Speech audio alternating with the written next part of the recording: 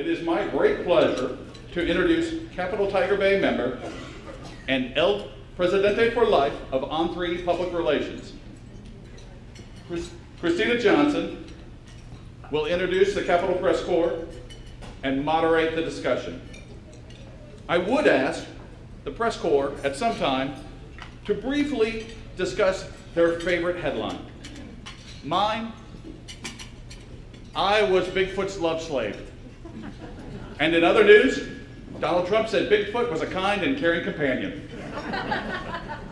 Christina, take it away. Okay, thank you. All right, thanks for handling the Donald Trump jokes, because I wasn't going to go there, but I think you just say the name and you're good. Like Steve said, we do have a great program today. We have our award-winning members of the Capitol Press Corps with us here today. We're going to talk about the legislative session, particularly the healthcare debate, and the changing face of news, feeding the beast, the 24/7 media cycle. And also, we've got some great news from yesterday, and I'm glad Tiger Bay was not held yesterday, or we might have some empty seats with the Florida Supreme Court decision yesterday. So thankfully, that breaking news was yesterday, but we'll be able to talk about it today. So by way of introductions, let me start by our esteemed panel, by alphabetical order, but in this case, age before beauty, Bill Cotterell. He's covered 4 decades of state house journalism, 10 Florida governors, over 40 legislative sessions, and thousands of elected officials. Follow him also on Facebook if you dare, where he tells it like it is, in no uncertain terms, with a wicked sense of humor. Please join me in welcoming the Donald Trump of the press corps.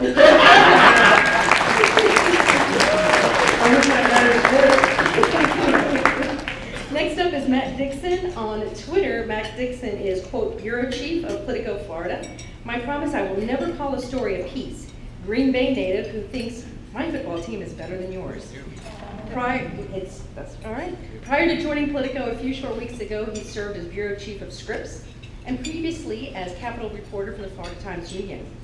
A little known fact is that while his allegiance to the Green Bay Packers is a bit obsessive, his move to replace the iconic ace reporter fedora hat with the cheese head is actually gaining steam. Let's give a warm Chicago Bears welcome. On Twitter, Mary Ellen Kloss is Miami Herald Tallahassee Bureau Chief, news junkie, and passionate about forcing polls to tell the truth. How's that working out? Good luck with that. Previously, Mary Ellen was Tallahassee Bureau Chief for Florida Trend magazine and also served as senior writer for the Palm Beach Post. She was part of the Miami Herald team that won the 2015 Goldsmith Prize for Investigative Reporting from Harvard University based on the Innocence Lost series. Please welcome Mary Ellen Kloss.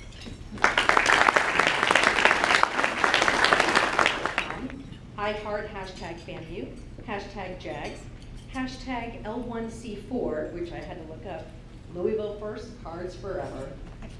She previously worked in the Times Herald Bureau, coming here as a general assignment reporter from their Tampa Bureau.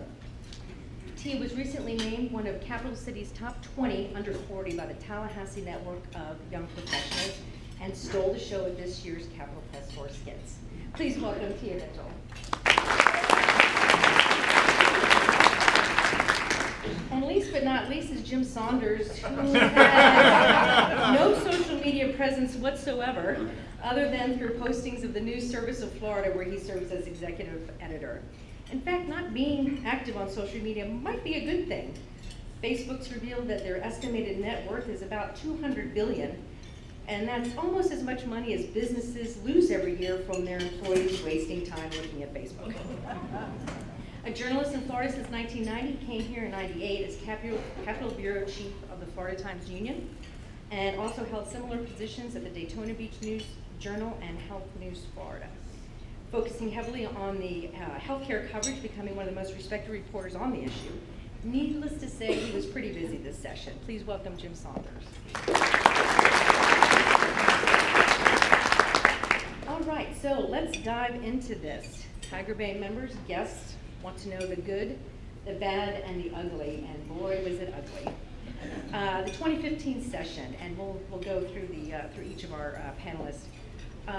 what are some of those behind-the-scenes stories, those takeaways? Inquiring minds want to know. Give us your perspective on this passage. The report on the record, and that's how, not just that Republican lawmakers were frustrated by governor, not just, it wasn't just the Republican Senate that was frustrated and or unhappy with Governor Scott. A lot of the people who have supported him publicly and would still do so were very confused by his actions.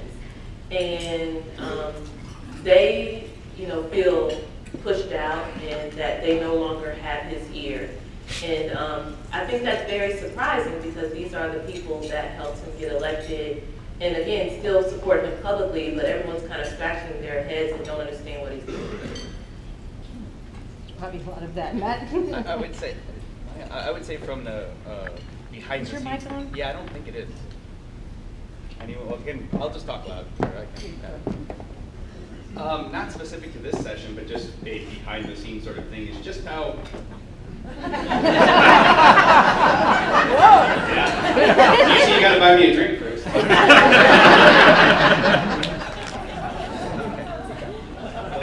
Sorry. Now the awkward transition into what I was actually going to say. Just more globally, not specific to this session, just how it's a staff-driven process it is. The long hours, the expertise of House and Senate staff, the rank and file, the average member outside of the leadership bubble largely doesn't really know what's going on or what's happening, maybe outside of one policy area. And the amount of work that such a staff-driven process and the people that really move this process forward are some of those people who you never really see or know. The members who get a lot of the publicity are often have a limited bandwidth as far as what they know in the process, and it really kind of comes out if you're able to grab a member on the floor and try to get a question to that. But it's from a behind-the-scenes perspective, staff makes the ship go. And I think that's sort of more global and not specific to this session, but certainly applies. I had a lot of off-the-record conversations with a lot of legislators this year that really surprised me. And I can't tell you what, but I'll give you the general gist of it. It was that there was a personal animosity and antagonism to members in the other chamber to a degree to which I have not heard, honestly, before. Now, often there are individuals here and there who don't like what's going on, but I sensed this year a level of distrust that I haven't seen in a really long time between the chambers. I think part of it is driven by the ideology and the fact that the Republican Party is kind of, the foundations are really feeling a tension within. You've got some moderates in the Senate, you've got conservatives in the House, and the friction over health care led to some personal frustration that the conversations I had with members were, they talked to me about why they don't trust this person is acting, on behalf, for doing things for the right reasons. Everybody had, I talked to a lot of people who had a sense that there was an ulterior motive for what was motivating people. And I just think that is a troubling dynamic. We also sensed it with the governor's vetoes. It was very clear that the governor, I think many people in the Senate specifically thought there was a vindictive nature to some of the governor's vetoes, but even more importantly, this lack of communication and lack of trust of members and kind of a respect for the other side. I think that dynamic will continue to show itself in the next session, unless, of course, this redistricting problem forces them to come together and start working together again. The House members' distrust of the Senate led to their decision to leave early, and that unspooled this other dynamic. But anyway. I don't think it was an untold story, as Matt and Mary Ellen have pointed out. The tension, and Tia had said, the tension between the House and Senate, I think there were sort of like episodes back when Johnny Byrd was Speaker and John McKay had a tax plan that the House publicly derided. But those were individual episodes during the session. This year, I think it was the session. The whole 57 in some days, were openly hostile between the chambers. And as Christina mentioned, in more than 40 sessions, since 1970, I think every year somebody says, or I'll say, man, it's never been like this. But I kept thinking this year, it really has never been like this. Lord, is why the Senate President, Andy Gardner, was willing to go to such lengths to try to expand Medicaid, or the Senate says it wasn't Medicaid expansion, but son of Medicaid expansion, whatever you want to call it. I mean, he pushed that issue for, 3 months. And I had a hospital CEO tell me before session of a large healthcare system that they didn't think it was going to happen, and they weren't even going to really be pushing it that hard because the House was not going to go along. The governor at that point was sort of up. Nobody knew where the governor was at that point. In the end, or not even in the end, during the middle of the session, he came down, to oppose the Medicaid expansion. But President Gardner just kept pushing and pushing and pushing. I don't know this for sure, but I think if he gave him the truth serum, probably wanted that issue to go away.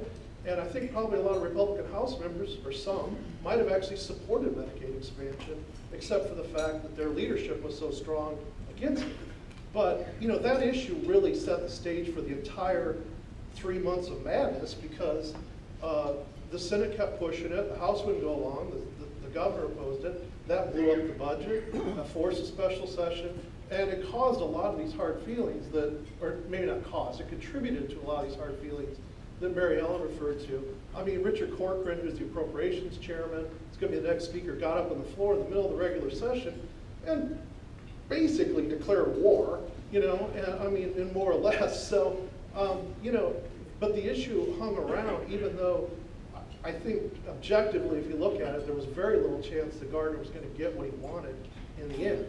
And in the end, he didn't get what he wanted. So I just think that was sort of an undercurrent that we've all kind of poked around at, but I'm not sure we ever really know what was going on in his mind to try. Bloodletting among themselves to occur, because I think what ultimately what the opponents want is to hold out long enough for a new president, and with the hope then that there will be either an opportunity for Florida to get a whole lot grant, or with the Medicaid money, or dismantle Obamacare in a way that that is more palatable for many of them. So the people who are holding out in the Senate are going to continue to be, either get some self-inflicted wounds from other members of their party, or but I don't see this issue getting resolved anytime soon. The one thing, to get into the weeds of the policy a little bit, the thing that's a big uncertainty, however, is this LIP money, and how do they patch the hole of the loss of another $600 million, or $400 million in the next budget year, which is going to have a huge hit.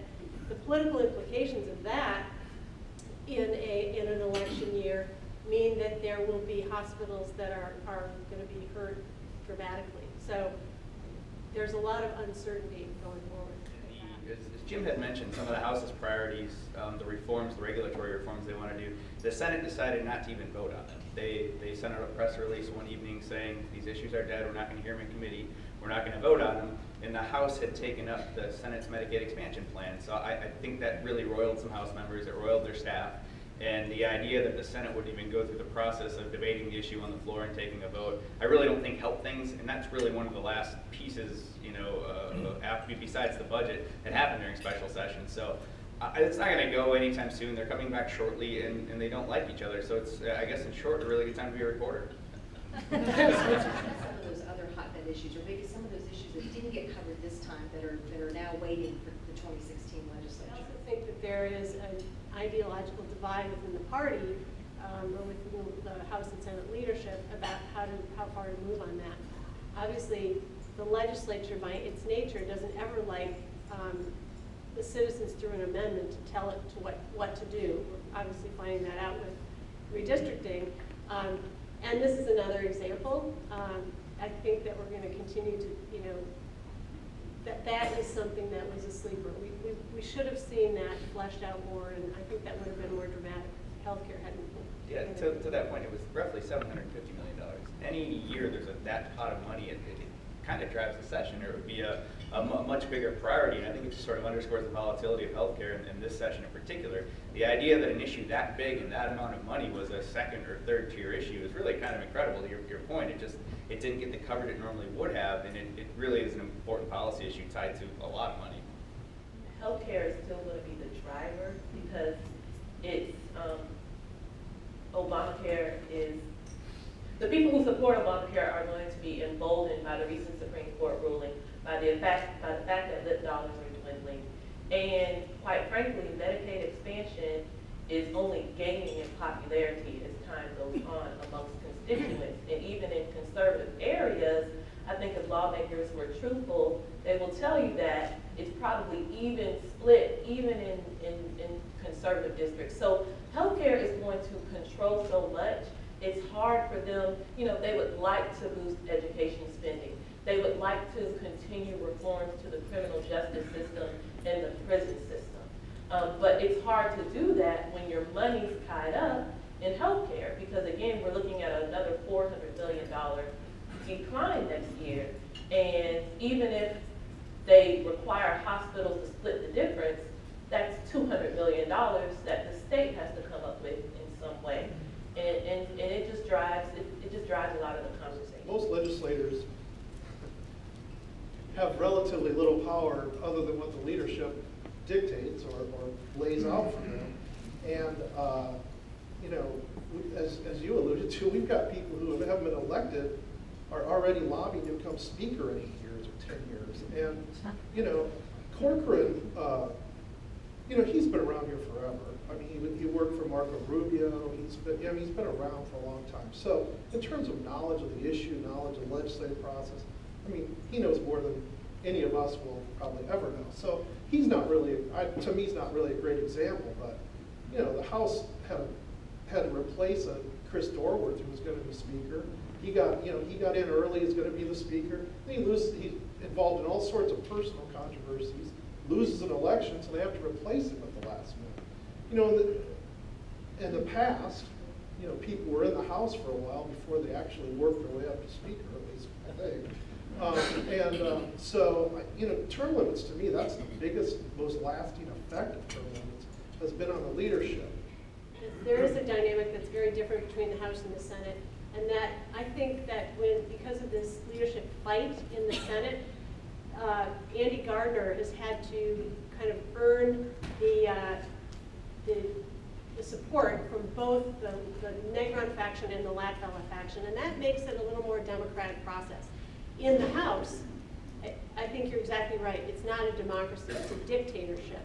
And there's a lot of questions as to how much Chris Foley is really calling the shots and how much Richard Corcoran is calling the shots. But the bottom line is there's only a handful of people calling the shots, and everybody is denuded. I mean, there's no doubt about that. And I think that is I don't think people realize that when they elect their elected officials, that they're going to elect somebody who's going to have very little say. I think there is an effort to use the Constitutional Revision Commission to find a way to put into the Constitution something about leadership. I think that would be a very interesting debate when that happens. But I think that because of term limits and the way the House has decided to anoint people before they've earned anything except the ability to raise money, that is having an effect on policy and certainly on the dynamics between the House and the Senate. Is about what Northeast Florida needs to know on any given day. And it doesn't necessarily mean I have to cover every single little thing, because I can't. And thank God we have News Service of Florida and AP to help supplement. There's no denying that social media is not just a force to be recognized, it is the force. And I like it. But the point is, all the congressional maps have been now tossed, and a lot of the same people, as the court filings are indicating, that were involved in that process are involved in this process. So I don't know if it's foreshadowing or not, but Well, I think it definitely is foreshadowing, because this is the remarkable thing, and this is why it's so wonderful to be a reporter in Florida, is because this is all new. I mean, we have new legal precedent, and you've got the court trying to navigate this very careful area that they don't want to tell the legislature how to do their job, but they still have to set precedent in a way that that creates something out of whole cloth that we haven't seen before. So every single time the opponents or the plaintiffs in this case have gone to the court, they've gotten a little bit more. And so it's been a very successful ride through the court for them. I don't see it ending. Well, great. Join me, please, in thanking our panel. The Supreme Court has accepted Florida's lawsuit against Georgia over an equitable distribution of the waters of the Apalachicola, Chattahoochee, Flint watershed. We hear virtually nothing about that in the news. We do know that the Georgia governor has met with the Florida governor in the Florida governor's mansion, and we don't know what happened there. What's the outlook for the possibility of finding out what's going on with that lawsuit from our governor and our negotiating team? Really big issue hasn't gotten as much media attention for a couple of reasons. One, the stuff we talked about on the front end with the healthcare sort of grabbed all of our attentions. And two, the little bit of a shrinking press corps. We just don't have the bandwidth we used to. So it's a good point. It's certainly a big issue, and it probably deserves a little more attention. This is where I will plug a fellow reporter, Bruce Ritchie, who focuses almost exclusively on the environment. He has done a very good job covering it and is actually working on a book about it. So that issue is in the minds of some reporters, and it should be a little higher priority, I would agree. So you're right, I don't think any of us really know what's going on in that case right now, but it is very unusual. Georgia fought the Supreme Court to even, the idea of the Supreme Court even taking the case. So the Supreme Court granted it, so this is something that is definitely worth watching. Digging down into it, trying to figure out what's happening on an ongoing basis of it is kind of difficult right now. Very strong, derisive words about each other. Seems a little bit more than usual. Do you think there's something that's happening? Does it foretell changes? Is it just representative of this divisiveness in the country? And what might this portend in the not too distant future with the presidential election, et cetera, et cetera? This Barbara Perianti was the one who wrote most of the opinion on the redistricting ruling yesterday in Florida. And it was very interesting because as a reporter, you always want to find the good quote where they really stick it to them or they really load it up with language. And she just didn't, every time she wanted to do that, she quoted from something else. And it was so frustrating because, a quote of a quote is not going to work for me. So, but at the end, she stuck in this stuff that was countering what Justice Kennedy had included in his dissent. And his dissent, she basically had a string of all the loaded words he used. Scalia-esque. Yeah, and she was pushing back at him. And in some ways, she tried so hard throughout the whole opinion, and then in the end, she let it go because she was not happy with the way he was loading language. And the tone of his opinion equally was very surprising to me. It's not unusual for justices to, really have a strong opinion on things, but the degree to which I think things are getting personal is kind of an interesting dynamic, and I can't understand. Apparently, the U.S. Supreme Court has kind of said this is okay. Well, great. Thank you again, Bill Cotterell, Mary Ellen He is